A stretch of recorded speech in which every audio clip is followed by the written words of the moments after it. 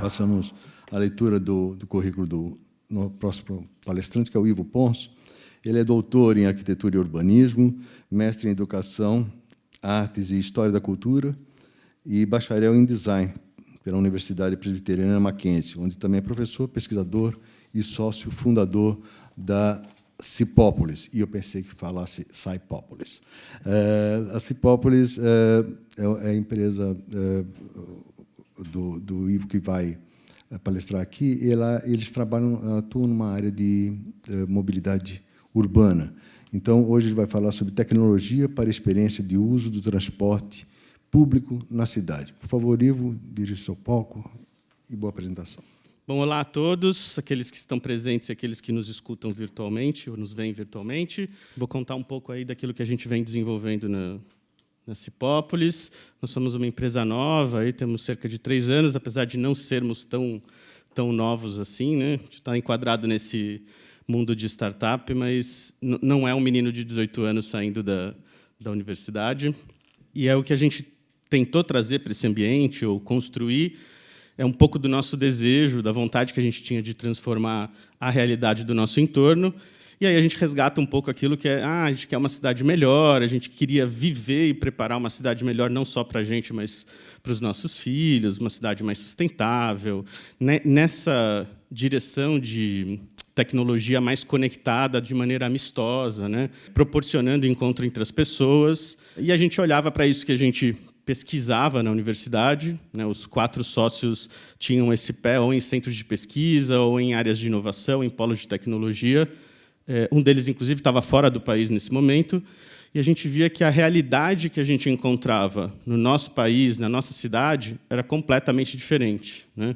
Então, em 2013, né, num momento de inflexão, que eu acho que era um momento de inflexão social, por causa das manifestações, essa coisa da tarifa, a gente falou, olha, onde a gente está, apesar de ter muita novidade, ter muita inovação, né, na tecnologia, na universidade, no centro de pesquisa, tem pouca coisa que chega, de fato, à ponta, né, que a gente demora muito tempo para sair do castelo da universidade ou do castelo do centro de pesquisa e chegar ao usuário do dia a dia.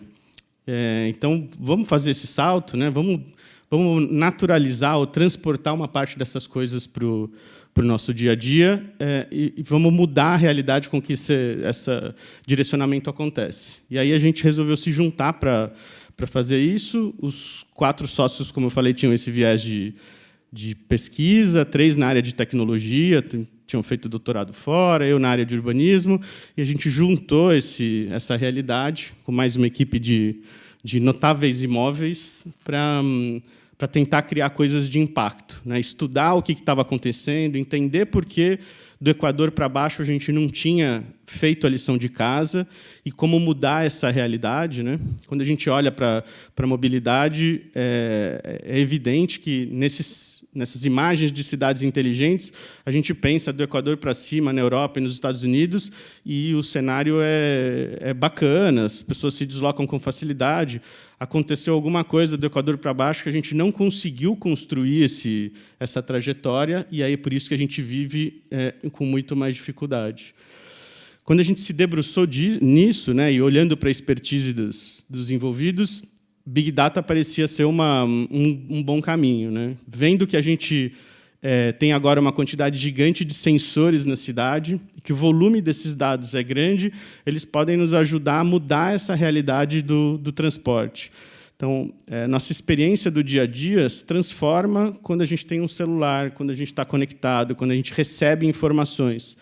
E aí isso começa a acontecer intuitivamente, né? Então, a gente tem, sei lá, um grupo do trabalho, um grupo da família, que alguém já te avisa, olha, passei não sei onde está trânsito, cuidado em tal lugar que está chovendo. Então, a gente se torna um hábito, a gente quer contribuir, a gente quer colaborar. E aí a gente se debruçou nessa realidade para a cidade de São Paulo. Quando a gente se aproximou disso, e aí a gente começou a vivenciar, largou o carro, começou a pegar ônibus todo dia, pegar metrô, andar de bicicleta, a gente viu que a realidade era bem menos glamurosa, né? Então, que o super-herói que a gente imaginava que conseguiria ser, né? Na hora que ele vai para dentro do ônibus, né, o conforto é pouco, a imprevisibilidade é grande, E existe uma barreira gigante de entrada, né? Então, você não quer ir para uma situação pior, né?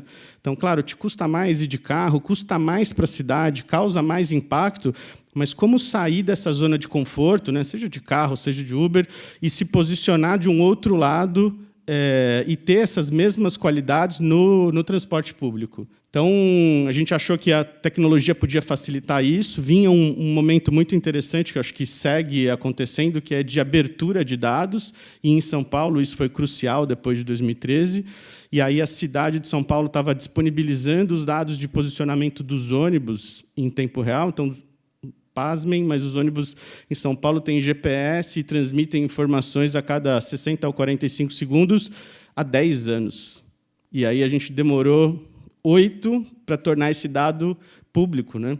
Porque, de fato, é difícil, o governo tem vontade de fazer, e muitas vezes acho que tem gente empreendedora tentando se aproximar e desenvolver soluções com isso, mas não tem braço suficiente. Então, contar com a colaboração do ecossistema, tornar esses dados abertos e compartilhar com mais gente para que eles sejam implementados, devolvidos, e que as soluções, de fato, cheguem no público final, né, no usuário do dia a dia, é fundamental. E a gente vê que esse usuário do dia a dia, como eu falei, ele já quer colaborar. Quando ele não tem ferramenta, ele colabora como ele pode, né? Então, a gente cansa de registrar relatos como esse, que é que as pessoas tentam se dar informações.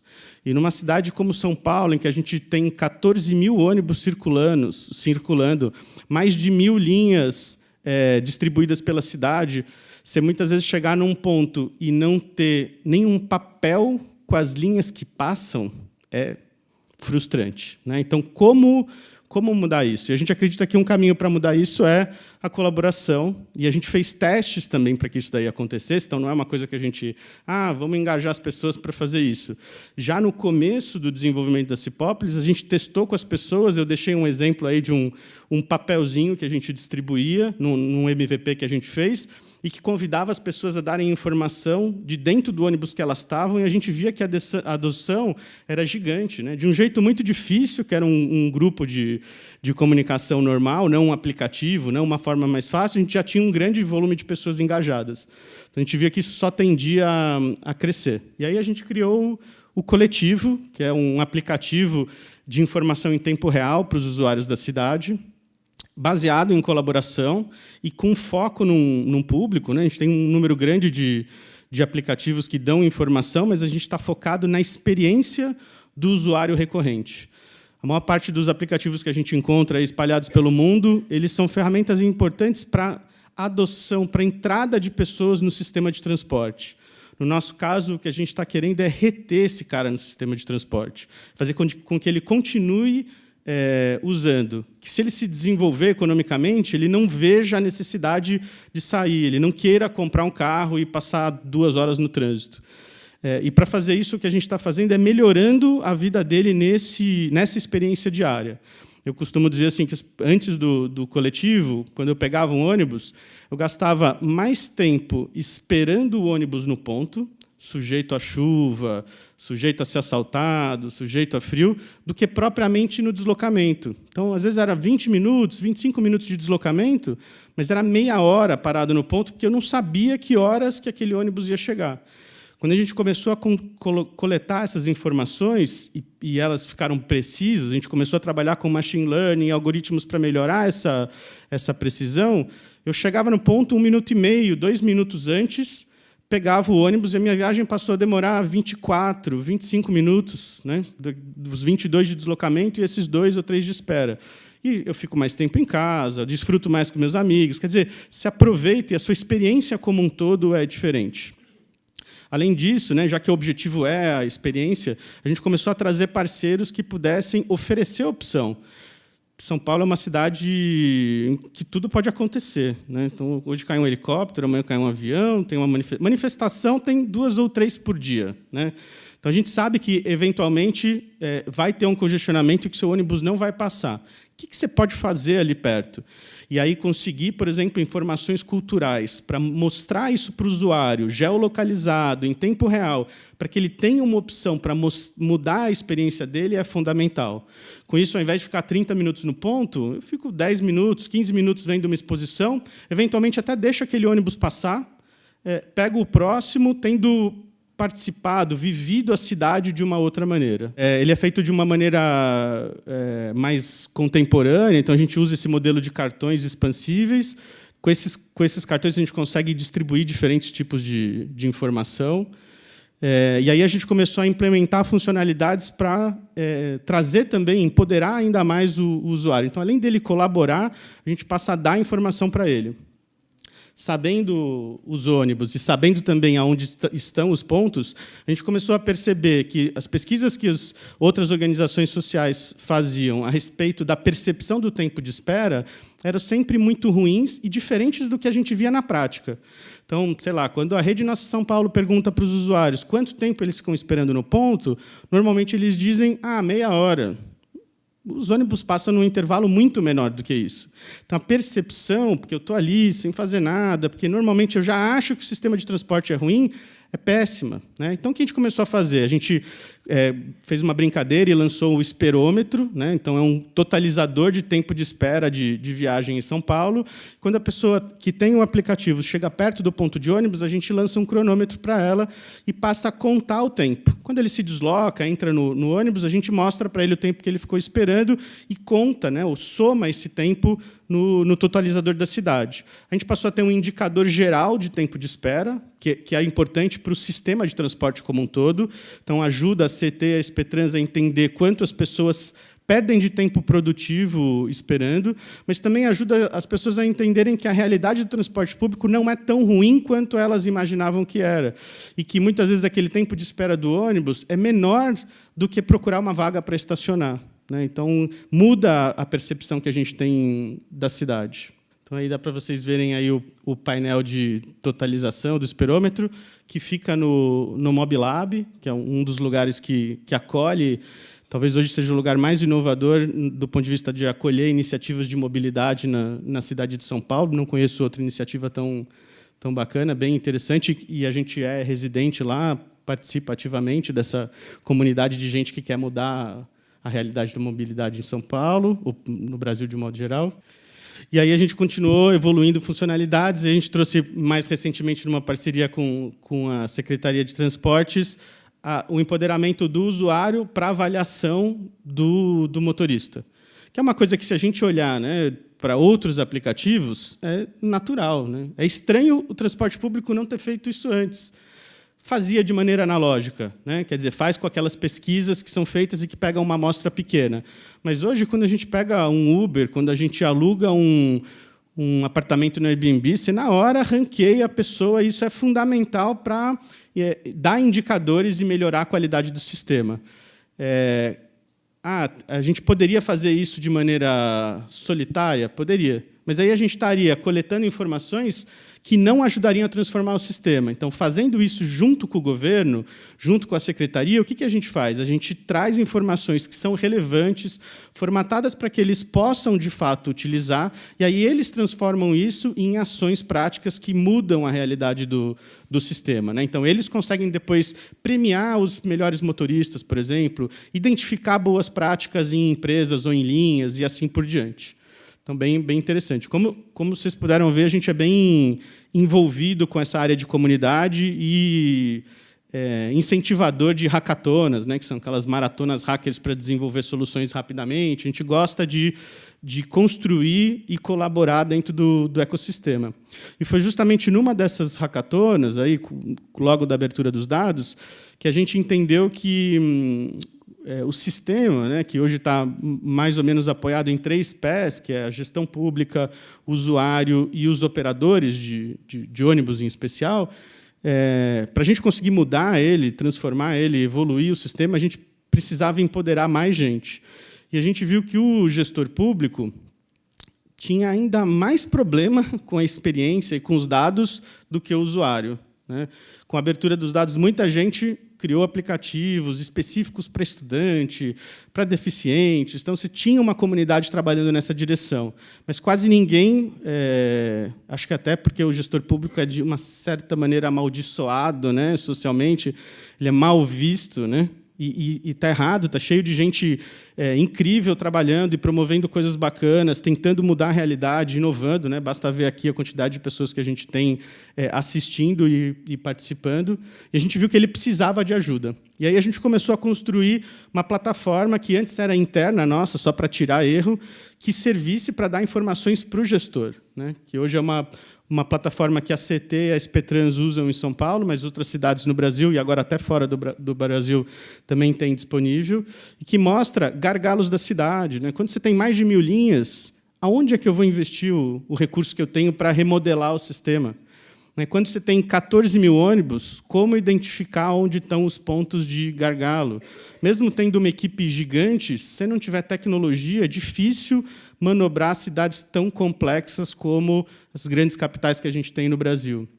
Então, usando essa mesma percepção de que é preciso melhorar a experiência do usuário, mas aí pensando no usuário como o gestor público, a gente passou a empoderá-lo com painéis fáceis, com informações acessíveis, entendendo quem é exatamente o público e o que ele precisa, qual é o tipo de informação que tem que estar à mão, como ele pode fazer para ter isso no browser do computador ou no celular, como empoderá-lo daquilo que tem de melhor fora ou dentro do universo tecnológico, né, fora do que ele está acostumado com o universo público. Então, hoje a gente monitora todas as linhas de São Paulo, integra com o banco de dados da CT na parte de acidentes, faz relatório, traz estatística, permite que seja customizado, né, se eu quero estudar um trecho específico porque tem uma intervenção. A gente é um incentivador de prototipar soluções na cidade, para mudar o modelo de gestão, né? Hoje a gente, principalmente no planejamento urbano, tem muita coisa que é cânone, né? Que você diz, está escrito que tem que ser feito desse jeito. E em cidades complexas como a que a gente vive, às vezes isso não é uma realidade. Então a gente tem que romper com esses cânones e prototipar a cidade. Às vezes, antes de construir, sei lá, uma faixa exclusiva, a gente pode fazer uma faixa de cone e fazer uma operação controlada por um período, medir o resultado, porque daí com o painel é possível medir e entender na vírgula o quanto é que você causou de impacto, e aí só depois fazer aquele investimento de milhões que vai mudar a vida de pessoas, ou que vai transtornar a vida de pessoas por um grande período, sabendo qual é o resultado final que ele vai dar. Então, isso é empoderar o gestor público de ferramentas que ajudem ele a de fato, gerir a cidade. Eu destaquei 2 exemplozinhos aí que a gente tem dentro do painel. Um é a Faria Lima, né? Faria Lima, um exemplo clássico de como, no pico da manhã, a velocidade é muito baixa, assim, não tem muito o que fazer. No começo, a gente achava até que a informação estava errada, né? A gente fala, mas 7 km por hora é a velocidade de a pé, né? E, de fato, é isso. Quer dizer, está tão estrangulado o sistema e você vê que é regular, né? Então, todo dia bate lá embaixo. Tem mudanças depois, eventualmente tem um acidente, mas todo dia bate lá embaixo. Então, por mais caótica que seja a cidade, quando você olha grandes volumes de dados, você encontra essa previsibilidade. Então, você sabe aonde é preciso atuar. Ali é um lugar que precisa de obra. Não é um problema hoje, não foi ontem, é todo dia, né? Então, todo dia não tem o que fazer. Precisa de um trabalho de planejamento. Um outro caso também interessante é o da Raposo Tavares, né, que, no ano passado, teve protagonizando uma discussão entre o Estado e a Prefeitura, porque é uma rodovia e, todo dia de manhã, ela está a 9 km por hora. Né? Então, quem vem de Cotia ou dessa região para São Paulo sabe que ela vai estar parada, né, praticamente parada. Aqui, em alguns trechos, é mais rápido andar a pé do que está no ônibus ou do que está no carro. E aí, nesse caso, será que não vale a pena ter uma faixa exclusiva, temporária ou não? Né? Mas, sem ter essa informação, a discussão é chute. Né? É saber, cada um com o seu argumento ideológico. Quando a gente tem dado, a gente pode, de fato, conseguir mudar o modelo e dizer, bom, então, quantas pessoas eu quero beneficiar, qual é a velocidade que eu quero atingir, eu consigo atingir essa velocidade, aí a gente passa para um outro tipo de discussão. Uma das coisas que a gente também consegue perceber com essa previsibilidade é quando alguma coisa tem um problema. Muito antes, dessa informação chegar no caminho normal. Então, o normal seria, um ônibus quebrou, alguém faz uma reclamação, chega na central de atendimento, desloca uma viatura, né? Então, tem um percurso para isso daí acontecer. Se o ônibus quebrou e ele causa um congestionamento, na hora a gente consegue saber, porque ele muda o padrão regular daquele local, né? Então, está acostumado a ser nessa velocidade, está 20% abaixo, está 10% abaixo. Então, a gente tem condição de informar para o órgão de operação muito antes. E aí ele pode tomar providência, quer dizer, mandar um operador para lá, ou virar uma câmera para aquela direção, né? Entender se aquele problema, de fato, é crucial para mandar um agente, que é um recurso caro, muito antes dele virar um problema crônico, né? Porque daí, depois que aquele ônibus está quebrado por meia hora, o caos está instalado, né? Então, é nisso que a gente também pode ajudar. Como eu comentei com vocês, a gente hoje uma das ferramentas utilizadas na CT, na SP Trans e em outras cidades, né, para essa ação. E aí a gente, né, munido desse objetivo, continuou desenvolvendo outras ferramentas, né? Então, como dar informações para o usuário, né? Uma das coisas que a gente começou a ver era, bom, eu posso comparar carros e ônibus, por exemplo, né? Posso olhar informações históricas, posso mostrar tanto para o gestor quanto para o usuário qual é a velocidade na faixa, qual é a velocidade no corredor, qual é a velocidade no viário compartilhado, para ele entender o que é melhor para ele pegar de ônibus, por exemplo, né? E é um pouco o que a gente faz com esses outros painéis. Uma coisa que eu acho que é mais interessante, que surpreende aí as pessoas, é que a gente está muito acostumado no trânsito a falar, na mobilidade, a falar de trânsito, né? Falar de quilômetros parados, quilômetros de congestionamento, quando, na verdade, para a gente, né, no dia a dia, para o usuário, a unidade é tempo, né? É quanto tempo eu estou demorando para sair de casa e chegar no trabalho? Quanto tempo demora da Cidade Jardim até a Paulista, né? Quanto tempo demora e assim por diante. Então, mudar essa unidade também dá uma outra percepção para a gente. Parece que a cidade inteira está parada quando eu escuto o rádio, a televisão falar, ou a própria CT informando, né, o modelo. Porque o modelo é 500, 300 quilômetros, 100 quilômetros. É sempre quilômetros de congestionamento. A cidade é gigantesca, né? A malha viária é gigante. Às vezes, aquilo que a gente tem de congestionamento está nas artérias principais ou está restrito a uma região. Quer dizer, o que para mim significa congestionamento? Se eu estou fazendo um deslocamento bairro a bairro no horário de pico, na maior parte das vezes eu não tenho problema, né?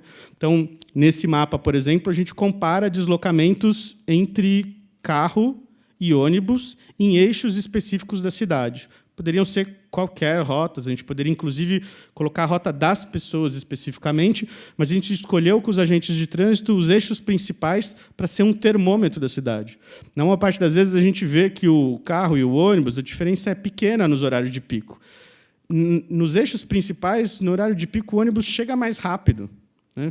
E a gente nem está contando aquele tempo de deslocamento do estacionamento, de onde você parou até o lugar que você quer chegar, que normalmente é maior do que o do ponto de ônibus ou do metrô. Então, para ilustrar um pouco aquilo que é possível fazer. E aí, mais recentemente, a gente aceitou um desafio aí da CT e começou a desenvolver soluções que não estão só envolvendo o transporte público, mas que pegam problemas crônicos, como, por exemplo, essa discussão da velocidade das marginais, ou o próprio conceito, que é muito interessante, do marginal segura, né? Como trazer informação para a gestão de uma área crítica, de modo a empoderar os agentes para que eles melhorem a operação daquela área. Se a gente tem mais agentes, se a gente tem mais gente atuando, como é que eu faço, né? E aí usar o histórico de dados, entender ao longo da semana quais são as tendências de acidentes, que dias tem mais acidentes, onde eu devo posicionar meu guincho, minha ambulância, para conseguir ter o melhor resultado, quando eu tenho que ter equipes sobressalentes, porque certamente vai dar mais problema, né? Quando a gente começou a fazer esse estudo, para mim era evidente, sexta-feira à noite, pode pôr a equipe principal lá, né? Põe todo mundo para trabalhar.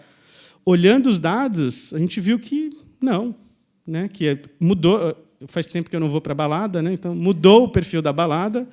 E aí a molecada sai agora muito mais cedo, né? Sai de manhã, assim, muito mais tarde, na verdade, sai de manhã, e aí os acidentes acontecem muito mais tarde. Então, os acidentes acontecem na manhã de sábado e não na noite de sexta ou na noite anterior. Então, é uma realidade completamente diferente. Também os acontecimentos encadeados, né? Se tem um acidente com vítima e, logo em seguida, um monte de acidentes sem vítimas por conta do congestionamento.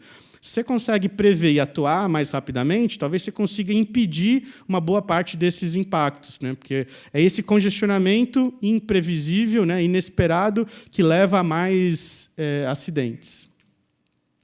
Então, assim, em linhas gerais, era para mostrar um pouco o que a gente estava fazendo. A gente continua cabeçudos, assim, pensadores nessa área. A gente, junto com a NTP, escreveu um caderno de análise de dados e Big Data na área de transporte, mantendo essa direção de como trazer tecnologia, como empoderar o usuário, agora como empoderar o gestor público e ter ferramentas para lidar com isso.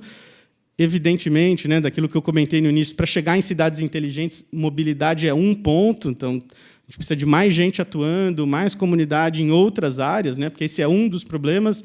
É um problema grave que a gente tem, mas não é o único. E aí a gente conta também nessa comunidade com um número grande de parceiros, apoiadores, aí a FAPESP, o MobLab, enfim, os órgãos mesmo de fomento internacional ou de apoio de comunidade internacional, como a NTP, a UITP, estão sempre no entorno desse trabalho e nos ajudam a não esmorecer e a encontrar novos caminhos, porque eu acho que a gente tem que remar nessa direção de inovação, de cidades sustentáveis e, principalmente, de usar a tecnologia para um outro direcionamento, né, que nos conduza para esse caminho. Porque, se a gente seguir na direção anterior, a gente vai ter só o resultado anterior, né? Não vai ter essa possibilidade de novo resultado. Obrigado.